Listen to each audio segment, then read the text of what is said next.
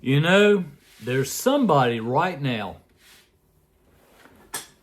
that's watching this that are being abused. It can be sexual abuse, it can be domestic abuse, it could be emotional and psychological abuse. The bad thing about it is that these poor children, and I say children because their brains aren't developed to be able to handle stuff like this. A child being basically by an adult being molested and sexually abused scars that girl for the rest of her life.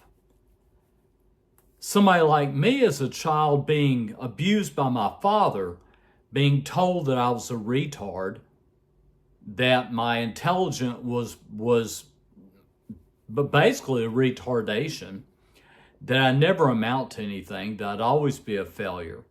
It didn't matter what I did, I'd fail at it. And I had this told to me over and over and over and over again. Domestic dispute. In a class at Central Piedmont Community College in recreation I was taking at the time, don't know why I was going to recreation, but I was an active guy. I ran and played tennis and golf and stuff like that.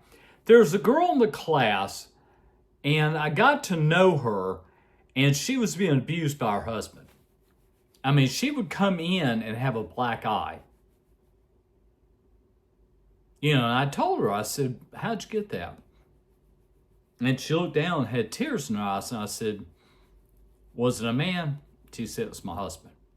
I said, you've got to get out of that situation. You've got to get out of that situation. And I tried to help her as much as I could. I never, people confided in me. I never went and told anybody else that she was being abused by her husband. There are organizations out there. I'm going to post those on this vlog.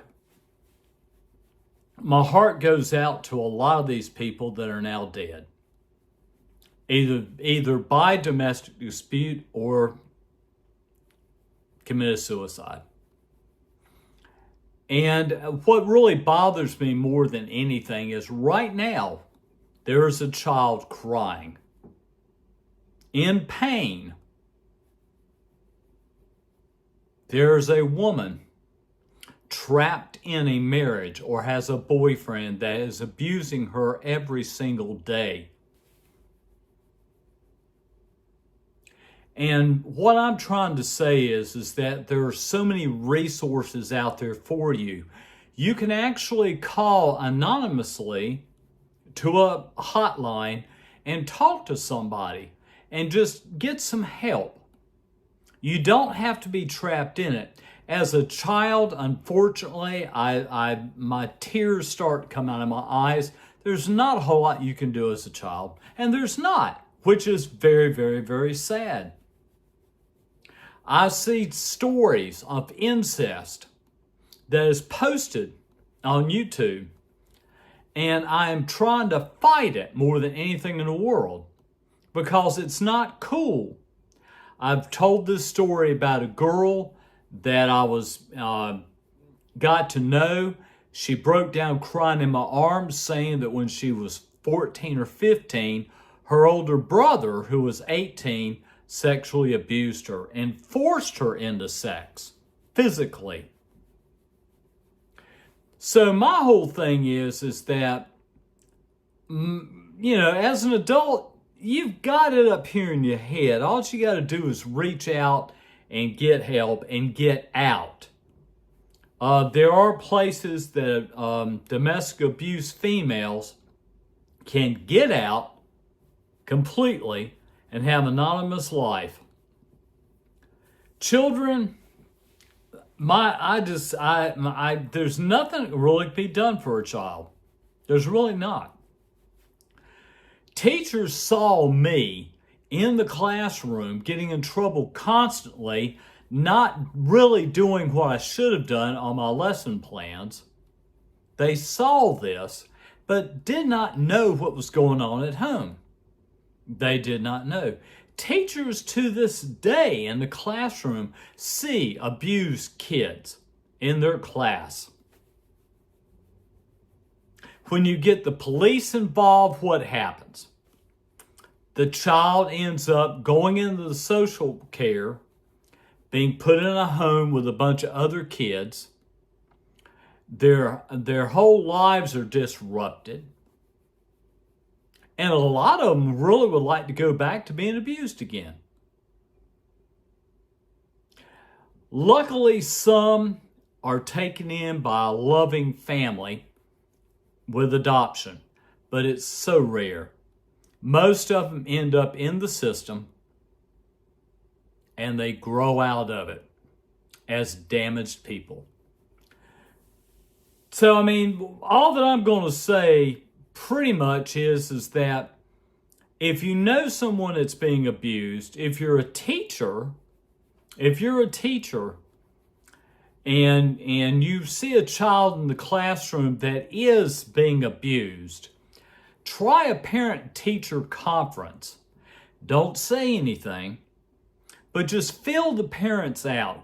Kind of get to know them a little bit. That way you can decide what to do. And I always say the best thing to do is to talk to a social worker. Social workers are trained to help you. Okay, and you can always end up, the only thing is that I don't like is when you go talk to a social worker and they find out that there is some abuse, physical or sexual, police are called just like that, which is sad. I never could figure out why a social worker can't just be talked to and make suggestions and then monitor what's going on and then call the police. But believe me, I went to school and studied counseling. It can't be done. Once it comes out that there's abuse being done to a child, police are called immediately. So, I mean, like I said, guys, you know, I tear up when I see girls on YouTube crying about being sexually abused by their fathers, brothers, cousins, uncles. You know, it's just sad. It's just sad. And like I said, what I'm going to do is I'm going to post a lot of stuff on here that can hopefully help. And my heart, as I said, goes out to anybody that's being abused, adult or child. And it does, like I said, it does really bother me so much that a child is helpless. There's nothing a child can do. They don't have the adult thinking to call a police or tell a social worker. You know, they don't know. They just take it like I did. Like I said, I would literally, for my father, I would hide in a corner, crouched down like this, hiding from him, because I didn't want to be around him. And like I said, I did go up to an elementary school and they had little corridors. They had outdoor rooms and they had little corridors. I sat on there thinking about committing suicide. At age 10 to 11, I thought I'd be better off dead. So like I said, my heart goes out to children because they're being abused as I'm speaking. And there's very little that can be done about it, unfortunately. Peace, guys.